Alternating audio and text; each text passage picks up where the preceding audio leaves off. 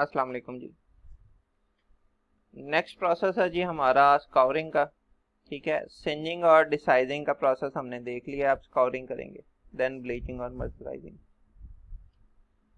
ये हमारे general steps थे टेक्सटाइल प्रोसेसिंग के, और इसमें हम स्काउरिंग तक पहुंच गए।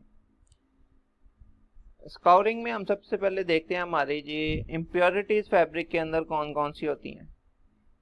पहली है जी natural impurities.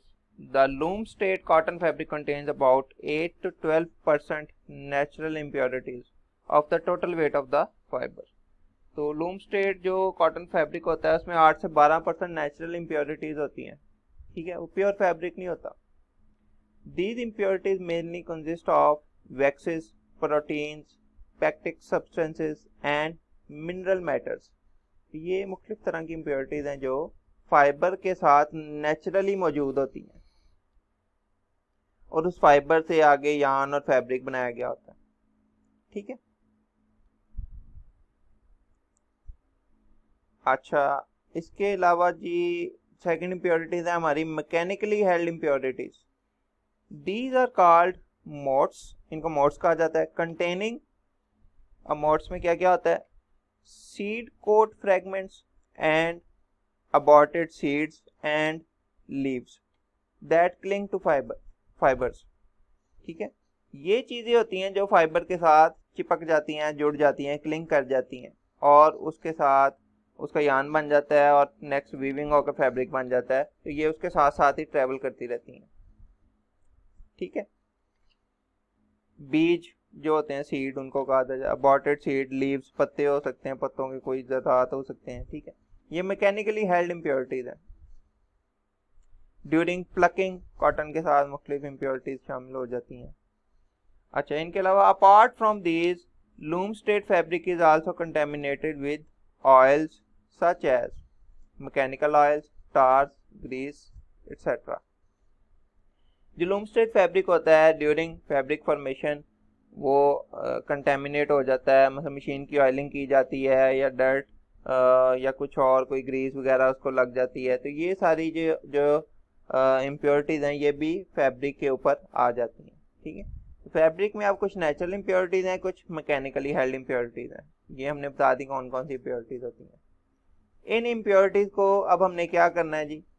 Scouring is the process for removing natural and acquired impurities. Acquired means mechanically held जो इम्प्योरिटीज होती हैं।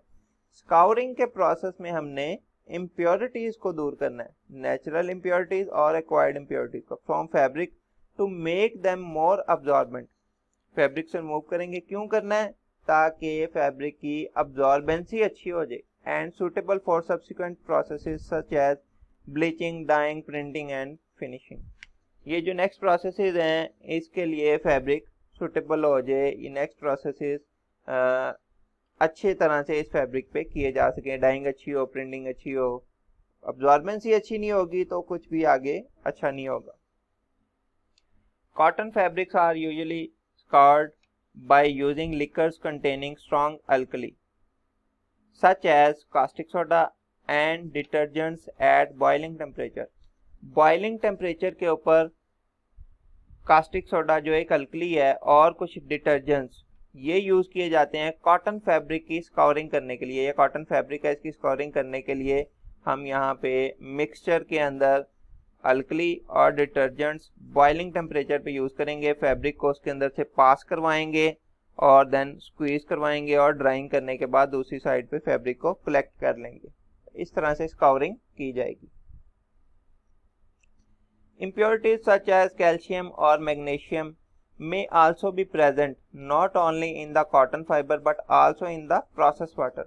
अब ये कैल्शियम और मैग्नीशियम की भी इम्प्योरिटीज होती हैं, ये जो हमने वाटर यूज करना है उसके अंदर भी मौजूद हो सकती हैं। तो इसको भी रिमूव करने की ज़रूरत है। कैसे करेंगे? Sequestering agents may also be used during scouring to counter the negative effect of calcium and magnesium on scouring। ठीक है, तो ये एजेंट्स भी यूज किए जाते हैं ड्यूरिंग स्काउरिंग ताकि ये इनका जो नेगेटिव इफेक्ट है कैल्शियम और मैग्नीशियम का जो वाटर के थ्रू आ सकता है उसको रिमूव किया जा सके, उसको काउंटर किया जा सके। नेक्स्ट है जी bio scouring. Bio means environmental friendly scouring, ठीक है, is an alternative method to conventional scouring. ये एक नया मेथड है, अल्टरनेटिव है कन्वेंशनल स्कोरिंग का।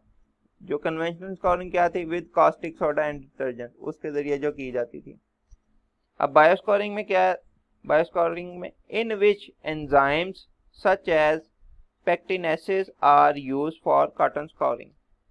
तो अब जो नया मेथड है उसमें एंजाइम स्कोरिंग की जाती है और उसमें ये जो है एंजाइम पेक्टिनेसिस ये यूज किया जाता है instead of caustic soda and detergents, जो कि एनवायरमेंटल फ्रेंडली नहीं है, ठीक है। Fabric made from wool are also subjected to scouring. अब कॉटन के अलावा और भी फैब्रिक्स हैं जिनकी स्कोरिंग की जाती है, मसलन वूल फैब्रिक का या कोई और सिंथेटिक फैब्रिक हो जाए, ठीक है, वूल तो नेचुरली है।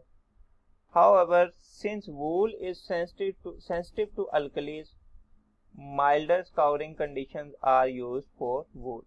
अब क्योंकि वूल जो है वो अल्कली से सेंसिटिव होता है, ज़्यादा अल्कली यूज़ करेंगे हार्ड किस्म की तो वो उसके फाइबर्स को डिग्रेड कर देगा, ठीक है, ख़राब कर देगा। इसलिए हम माइल्डर स्काउरिंग कंडीशंस या लाइट स्काउरिंग कंडीशंस यूज़ करते हैं, जिसमें स्ट्रॉन्ग डिटर्जेंट्स और अल्कलीज यूज नहीं करेंगे वूल के लिए, ठीक है। Since fabrics made from regenerated and synthetic fibres do not contain any natural impurities but only small amount of processing lubricants and dirt. अब उन्होंने कहा जो रीजनरेटेड और सिंथेटिक फाइबर्स, एक तो होते हैं नेचुरल, एक होते हैं रीजनरेटेड फाइबर्स। ये हमने पढ़ा भी था रॉ मटेरियल में कि किस तरह का होता है, किस तरह के फाइबर्स होते हैं, ठीक है। अब तो जो नेचुरल है ना फाइबर, उनसे जो फैब्रिक बनेगा उसमें नेचुरल इम्प्योरिटीज ही बहुत ज़्यादा होंगी जो प्लकिंग के दौरान आ सकती हैं। दूसरे नंबर पे जो सिंथेटिक फाइबर्स हैं जैसे पॉलिएस्टर है, नायलॉन है, पॉलीप्रोपिलीन है, ठीक है, या और रीजनरेटेड मुख्तलिफ हैं, इनसे जब हम फाइबर बनाएंगे तो इनमें नेचुरल इम्प्योरिटीज नहीं होंगी, ठीक है, सिर्फ जो मैकेनिकली हेल्ड इम्प्योरिटीज है वो होगी। Small amount of processing lubricant जैसे डर्ट हो सकती है, ठीक है। तो इसलिए अब क्योंकि इनमें इम्प्योरिटीज कम है तो इनको स्काउरिंग की माइल्डर कंडीशंस यूज करेंगे, कम डिटर्जेंट्स और कम अल्कली या लाइट जो है वो यूज करेंगे, ठीक है। Their scouring also requires milder conditions as compared to those required for cotton fabric. तो इनकी स्काउरिंग की कंडीशंस कॉटन फैब्रिक की स्काउरिंग की कंडीशन से डिफरेंट होंगी। The severity of scouring treatment depends upon the, अब स्काउरिंग की सिवियरिटी किन चीज़ों पर डिपेंड करती है। Number 1 nature of the impurities, कि किस तरह की इम्प्योरिटीज हैं। Number 2 amount of the impurities, और कितनी इम्प्योरिटीज हैं फैब्रिक के अंदर, ठीक है। Number 3 sensitivity of the fibre to different scouring agents, जो फाइबर्स हैं वो कॉटन के हैं, वूल के हैं या कोई और सिंथेटिक हैं, वो कितने सेंसिटिव हैं उन स्काउरिंग एजेंट्स से। ये ना हो कि हम वो सेंसिटिव फाइबर्स थे और हमने वो एजेंट जो डाला है उसने उन फाइबर्स को डैमेज कर दिया। तो इस लिहाज से हम अपने चीज़ें डिसाइड करते हैं कि कितनी इम्प्योरिटीज हैं, उनकी अमाउंट कितनी है और सेंसिटिविटी ऑफ फाइबर किस तरह की है। Main parameters of scouring process include type and amount of alkali, ठीक है, कि किस तरह की हमने अल्कली यूज करनी है और कितनी यूज करनी है। Type and amount of detergent, detergent कौन सा और कितना यूज करना है। Type and amount of sequestering agent, जो कैल्शियम और मैग्नीशियम के नेगेटिव इफेक्ट को कंट्रोल करने के लिए यूज करते हैं। Temperature and time of treatment, अब ये चीजें डिसाइड होगी पहली 3। अब हमने डिसाइड करना है कि कितने टेम्परेचर पे और कितने टाइम के लिए किसी भी फैब्रिक को, जो कॉटन का है, पॉलिएस्टर का है, वूल का है, उसको कितने टाइम और टेम्परेचर के लिए स्काउर करना है, ठीक है। तो ये चीजें हमें डिसाइड करनी पड़ती हैं स्काउरिंग के लिए। In case of enzymatic scouring, जो कि बायो स्काउरिंग है, the main parameters include type and amount of enzymes, कौन सा एंजाइम यूज करना है और कितनी अमाउंट यूज करनी है। पीएच, कितनी पीएच पे यूज करना है, क्या पीएच होनी चाहिए, temperature and time of treatment, ये लास्ट वाला सेम है कि क्या टेम्परेचर और टाइम देना है। ये कुछ स्काउरिंग एजेंट्स हैं जिसमें अल्कलाइन है, सरफेक्टेंट्स हैं, emulsion scouring, organic solvents, hydrocarbons, chlorine systems, ये मुख्तलिफ तरह के कुछ स्काउरिंग एजेंट्स दिए गए हैं। याद करने की ज़रूरत नहीं है, सिर्फ आपको दिखाने के लिए कि कौन कौन से स्काउरिंग एजेंट्स होते हैं। तो मेन आपको पता है सोडियम हाइड्रोक्साइड है, ठीक है, और एंजाइमेटिक है जो ज़्यादा यूज होते हैं। स्काउरिंग असेसमेंट आप कैसे करते हैं कि हमारी स्काउरिंग जो है वो कितनी अच्छी हुई है, उसकी इफेक्टिवनेस कितनी अच्छी है।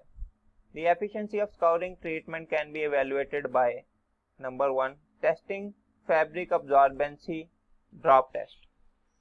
फैब्रिक की अब्जॉर्बेंसी टेस्ट हम करेंगे। ये एक टेस्ट होता है, ड्रॉप ऑफ वाटर फैब्रिक के ऊपर फेंकते हैं और चेक करते हैं कि उसकी अब्जॉर्बेंसी कितनी है, वो टाइम नोट करते हैं हम, ठीक है। तो अगर तो अच्छी स्काउरिंग होगी, उसकी अब्जॉर्बेंसी अच्छी होगी और जल्दी अब्जॉर्ब हो जाएगा। Number 2 determining fabric weight loss after treatment.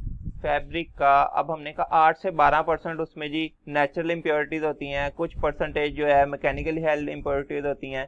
अगर तो वो सारी इम्प्योरिटीज फैब्रिक में से निकल गई हैं तो उसका वेट कम हो जाना चाहिए। अब हम वेट लॉस चेक करेंगे कि कितने % फैब्रिक का वेट लॉस हुआ है आफ्टर स्काउरिंग, ठीक है। एक piece of fabric before scouring ले लेंगे फैब्रिक का, और उसी डायमेंशन का एक piece of fabric after scouring ले लेंगे। दोनों का वेट करके चेक करेंगे कि कितने % वेट लॉस हुआ है, उतनी ही % स्काउरिंग हुई है। A cotton fabric which can absorb a drop of water within a few seconds is considered to be well scoured। ये मैंने पहले बताया कि अगर cotton fabric within few seconds drop of water absorb कर ले तो उसकी स्काउरिंग अच्छी हुई है। Tensile strength reduction indicates fibre damages during the scouring process. अब अगर एक फैब्रिक है उसकी आपने स्काउरिंग कर ली है, अब फैब्रिक हमने लिया स्काउर्ड फैब्रिक और उसकी टेंसाइल स्ट्रेंथ मेजर की। टेंसाइल स्ट्रेंथ होती है जी, फैब्रिक का एक पीस लेते हैं, उसको मशीन में 2 ग्रिपर्स में आप हेल्ड करते हैं और एक साइड से फोर्स लगाते हैं, तो चेक करते हैं कितनी फोर्स पे वो फैब्रिक ब्रेक हुआ है। इस तरह से उसकी स्ट्रेंथ मेजर करते हैं, लेंथ वाइज और width wise, warp along warp और वेफ्ट। अच्छा, अब इससे अगर उसकी वो स्ट्रेंथ जो है रिड्यूस हो गई है, यानी कि एक बिफोर स्काउरिंग फैब्रिक लेना है, एक आफ्टर स्काउरिंग लेना है, तो पहले वाले फैब्रिक की निस्बत उसकी स्ट्रेंथ फैब्रिक की अब कम हो गई है, तो इसका मतलब है कि कुछ जो फाइबर्स हैं वो भी डैमेज हो गए हैं अल्कली की वजह से ड्यूरिंग स्काउरिंग, ठीक है, और ये अच्छी चीज़ नहीं है, तो ये भी हमें चेक करना पड़ता है।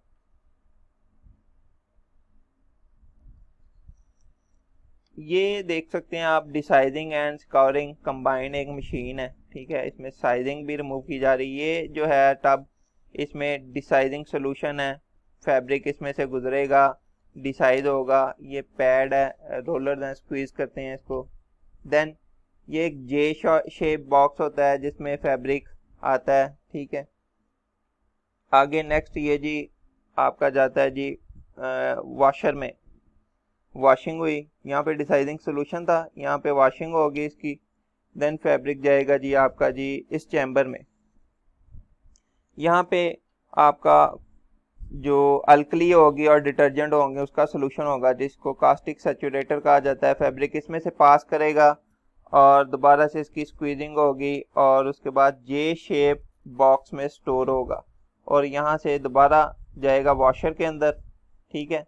पहला जो वॉशर था वो डिसाइज वॉशर था, अब ये कास्टिक वॉशर है, यहाँ पे दोबारा वॉशिंग होगी और उसके बाद फैब्रिक को कलेक्ट कर लिया जाएगा। तो इस तरह से स्काउरिंग का प्रोसेस डिसाइजिंग के साथ कंबाइन भी किया जा सकता है।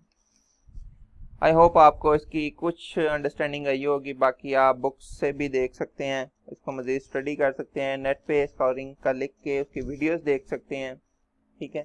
अगर कोई क्वेश्चन हो तो आप मुझसे पूछ सकते हैं, आप कमेंट बॉक्स में लिख सकते हैं, मैं इंशाल्लाह आपको उसका जवाब दूंगा। ये बड़े लेंथी प्रोसेसेस हैं लेकिन मैंने आपको मेन इम्पॉर्टेंट चीज़ें सिर्फ बताई हैं, डिटेल्स में हम नहीं गए। बाकी देखेंगे जी नेक्स्ट वीडियो में। ओके, अल्लाह हाफिज़।